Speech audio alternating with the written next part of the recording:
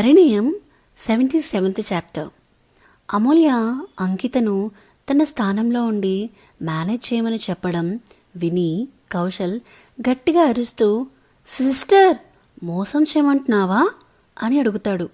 అప్పుడు అమూల్య, లేదు బ్రదర్, మోసం కాదు, ఆమెని నాలాగే ఉండి పని చేయమంటున్నాను.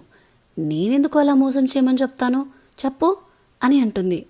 అలా ఇద్దరూ మాట్లాడుకుంటూ ఉండగా కారు ఒక్కసారిగా ఆగిపోతుంది.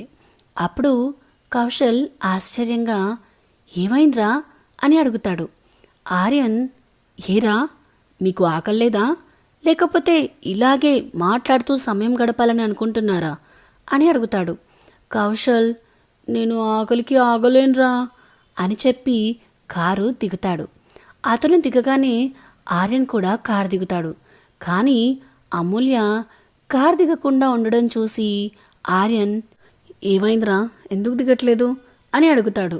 అప్పుడు కౌశల్, నాకేం తెలుసురా, అయినా నువ్వే వెళ్ళి అడగొచ్చు కదా అని అంటాడు. ఆర్యన్, వెళ్ళొచ్చురా, కానీ మేడం ఈ మధ్య చాలా బిజీ అయిపోయారు. కనీసం మెసేజ్లకు కూడా రిప్లై ఇవ్వట్లేదు. నన్ను అవాయిడ్ చేయాలని బాగా ఫిక్స్ అయిపోయినట్టుంది. నాకు కుదరక మాట్లాడలేకపోయాను అని అంటాడు. కౌశల్, అయితే నేనేం చేయనురా అని అడుగుతాడు. నువ్వు పోయి తీసుకురా అని అతన్ని పంపిస్తాడు ఆర్యన్.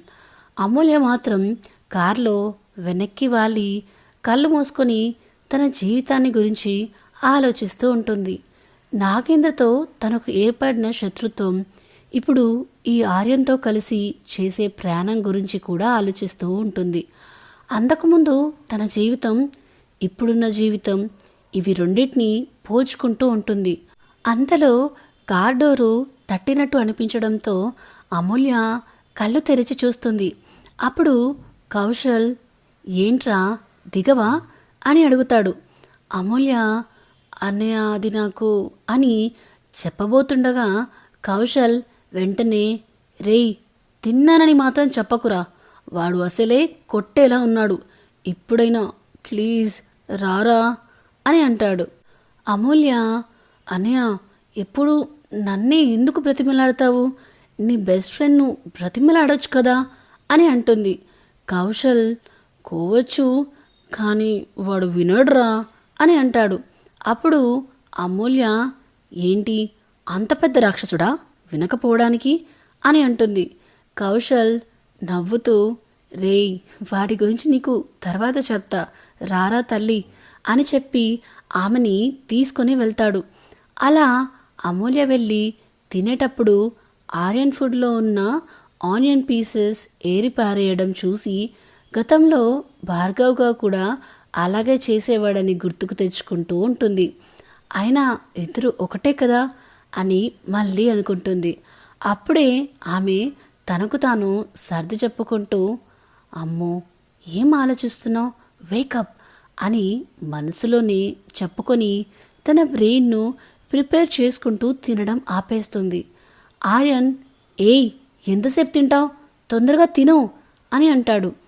ఆర్యన్ మాటలకు అమూల్య తేరుకొని చేసేదేం లేక తినడం కొనసాగిస్తుంది. తిన్నాక ఫుడ్కు డబ్బులు ఇచ్చేసి వస్తుంది. ఆ తర్వాత కార్లో వెళ్తుండగా ఆర్యన్ సాంగ్స్ పెడతాడు. ఆ సాంగ్స్ విని అమూల్యకి చిరాకు వేసి, అన్నయ్య ఆ సాంగ్స్ ఆపు అని అంటుంది. ఆర్యన్ సీరియస్గా, నేను ఆపను, అయినా లవ్ సాంగ్స్ వింటే తప్పేంటి అని అడుగుతాడు. అమూల్య కోపంగా, నాకు చాలా ఇరిటేటింగ్గా ఉంది అని అంటుంది. ఆర్యన్, అవునా, అయితే నాకు మాత్రం ఓకే అని అంటాడు. అది విని అమూల్యకి కోపం ముంచుకొచ్చి, అన్నయ్య కార్ ఆపు అని అంటుంది. నేను ఆపను అని ఆర్యన్ అంటాడు. అది విని అమూల్యకి కోపం పీక్స్కి చేరి, నేను అన్నయ్యని అడుగుతుంటే నువ్వు ఆన్సర్ చేస్తావేంటి అని కోపంగా అంటుంది. ఆర్యన్ అమూల్య వైపు చూసి, డ్రైవ్ చేసేది నేనైతే వాడికి చెప్తావేంటి, నన్నెందుకు అవాయిడ్ చేస్తున్నావు అని అడుగుతాడు. అమూల్య వెంటనే, నిన్ను అవాయిడ్ చేయాల్సిన అవసరం నాకేముంది అని అంటుంది. ఆర్యన్, ఉడుక్కుంటూ అంతేలే, అవసరం తీరగానే అవాయిడ్ చేస్తారు అని అంటాడు. అమూల్య కోపంగా విల్ యూ షటప్, అసలు బ్రెయిన్ బద్దలైపోతుంది అని అంటుంది. ఆర్యన్ ఏమైంది అని సాంగ్స్ ఆపి అడుగుతాడు. అమూల్య కొంచెం తలనొప్పిగా ఉంది అని అంటుంది. ఆర్యన్ సరే సాంగ్స్ పెట్టను, నువ్వు రెస్ట్ తీసుకో అని చెప్పి కామ్ అయిపోతాడు. దాదాపు 2 గంటల తర్వాత కార్ ఆగుతుంది. కౌశల్ అమూల్య అని పిలుస్తూ ఆమెని లేపుతాడు. అమూల్య లేచి ఏంటి అని అడుగుతుంది. కౌశల్ పద, మనం వెళ్ళాల్సిన ప్లేస్ వచ్చేసింది అని అంటాడు. సో ఇదేనండి పరిణయం 77th చాప్టర్. ఈ వీడియో కనుక మీకు నచ్చినట్టయితే please like, share and comment చేయండి. అలానే ఇలాంటి కొత్త కొత్త కథల కోసం, కొత్త కొత్త అప్డేట్స్ కోసం మన channel the novel whisperer with Vinyani subscribe చేసుకోవడం మాత్రం అస్సలు మరవకండి. Thank you, bye.